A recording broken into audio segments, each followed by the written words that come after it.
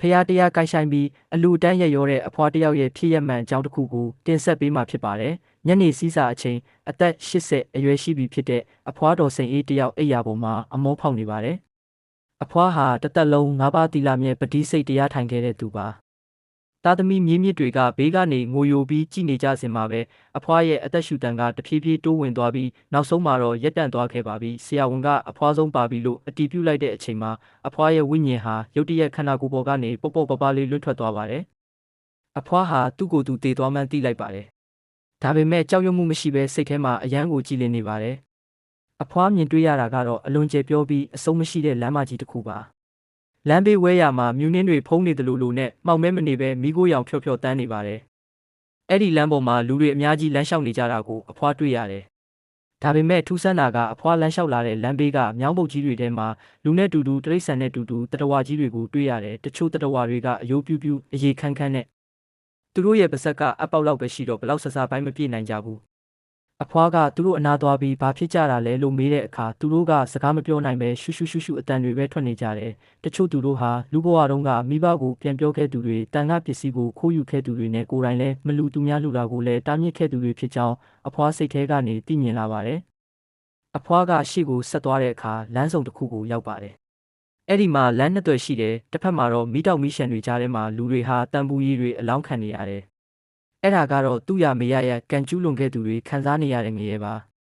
သူတို့ဟာအရက်တောက်ခဲ့တဲ့ပါဇက်ထဲကိုငရဲသားတွေကတန်ပူကြီးတွေလောင်းထည့်နေတာကိုအဖွားတွေ့ခဲ့ရတယ်တချို့လူတွေကတော့တစ်ပင်ထက်ကိုတက်ပြေးနေရတယ်အဲ့ဒီတစ်ပင်တွေကအရွက်တိုင်းဟာဓားသွားတွေလိုထက်မြက်နေပြီးသူတို့ရဲ့အသားတွေကိုမှုန်ပစ်နေတာပါဒါဟာသူတစ်ပါးသားမယားကိုပြစ်မှားခဲ့သူတွေခံစားရတဲ့လက်ပံပင်ငရဲဖြစ်ပါတယ်လမ်းတစ်လျှောက်မှာအဖွားကိုရင်းနှီးတဲ့အတန်တွေနဲ့လှမ်းခေါ်တဲ့သူတွေလည်းရှိပါတယ်အမေ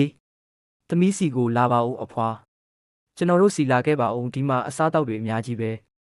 အဖွားကလှည့်ကြည့်လိုက်တဲ့အခါသူတို့ဟာအဖွားရဲ့အရင်ကဆုံးပါသွားတဲ့ဆွေမျိုးတွေလိုတငယ်ချင်းတွေလိုဖြစ်နေပါတယ်ဒါပေမဲ့အဖွားကပတိစိတ်နေကြမှုစိတ်ကိုတည်ငြိမ်အောင်ထားလိုက်တဲ့အခါအဲ့ဒီလူတွေရဲ့ရုပ်တွင်ကရုပ်ဆိုးအကြီးတန်းနဲ့နာနာဘာဝတွေဖြစ်ပြောင်းလဲသွားတာကိုတွေ့ရပါတယ်သူတို့ဟာလမ်းမအောင်ဆွဲခေါ်တတ်တဲ့ဝေမာနီကပြိတ္တာတွေဖြစ်ကြပါတယ်အဖွားတတိထားမိတာတခုကတော့အဖွားလျှောက်နေတဲ့လမ်းဟာတခြားသူတွေလျှောက်နေတဲ့လမ်းနဲ့မတူတာပါပဲတခြားသူတွေကစူကင်လမ်းမီးရှံလမ်းတွေပေါ်မှာငိုယိုပြီးလျှောက်နေရပေမဲ့အဖွားခြေထောက်အောက်မှာတော့ဖြူဖွေးတဲ့ကြာပန်းလေးတွေပွင့်လာတယ်လို့ခံစားရပါတယ်အဖွားရဲ့ကိုရောင်ကိုဝါကလည်းမှိန်ပြမဟုတ်ပဲဝါဝင်းနေပါတယ်ဒါဟာအဖွားတစ်သက်လုံးပြုခဲ့တဲ့ဒါနသီလဘာဝနာအရှိန်ဝါကြောင့်လမ်းပြနှစ်သားတွေကတောင်လမ်းဖက်ပေးကြတာကိုတွေ့ရပါတယ်နောက်ဆုံးမှာတော့အဖွားဟာနန်းတော်ကြီးတွေကခမ်းမကြီးတွေကိုရောက်သွားပါတယ်အဲ့ဒီမှာရမမင်းကြီးကရွှေရောင်စာအုပ်ကြီးကိုကြည့်ပြီးအဖွားကိုမေးပါတယ်ဒေါ်စိန်အေး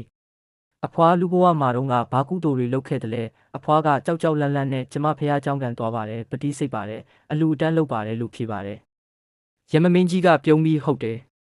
အဖွားလုပ်ခဲ့တဲ့ကုသိုလ်တွေကအဖွားကိုအပယ်ငရဲကနေလွတ်မြောက်စေုံတင်မကပဲနတ်ပြည်ကိုပါရောက်စေနိုင်တယ်ဒါပေမဲ့အဖွားမှာလှုပ်เสียတာဝန်တစ်ခုကြံသေးတယ်အဖွားရဲ့မြေးတွေသားသမီးတွေဟာအခုဆိုရင်အစွန်းရောက်ပြီးဘာသာတရားကိုမယုံကြည်ကြတော့ဘူးသူတို့ကိုအခုအဖွားမြင်ခဲ့ရတဲ့အမှန်တရားတွေကိုပြန်ပြောပြဖို့အဖွားကိုလူပြည်ပြန်လွတ်လိုက်မယ်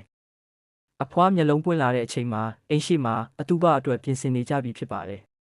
အဖွားကတထိုင်လိုက်ပြီးရေတောင်းတောက်တဲ့အခါအားလုံးကတရေထင်ပြီးထွက်ပြေးကြတာပေါ့နောက်မှအကျိုးအကြောင်းသိရတော့မှအဖွားကသူမြင်ခဲ့ရတဲ့ငရဲခမ်းပြိတ္တာပုံအကြောင်းတွေကိုတညာလုံးမအိပ်ပဲပြောပြပါတော့တယ်အဖွားရဲ့ဇလန်းကြောင့်အရင်ကဖះတရားမလုပ်တဲ့မြေးတွေဟာအလူတန်းတွေလှုပ်လာကြပြီးအရက်တောက်တတ်တဲ့သားတွေဟာလည်းအရက်ဖြတ်လိုက်ကြပါတော့တယ်လူဆိုတာတေးရင်ဘာမှယူသွားလို့မရဘူးကိုလှုပ်တဲ့ကံပဲပါတာဆိုတဲ့အတိတရားကအဖွားရဲ့ပတ်ဝန်းကျင်တစ်ခုလုံးကိုလွှမ်းမိုးသွားပါတော့တယ်နောက်ထပ်စိတ်ဝင်စားစရာကောင်းတဲ့ပုံမြင်တွေကိုနားထောင်ဆင်ဖို့အတွက် channel လေးကို subscribe လုပ်သွားပေးပါနော်ကျေးဇူးတင်ပါတယ်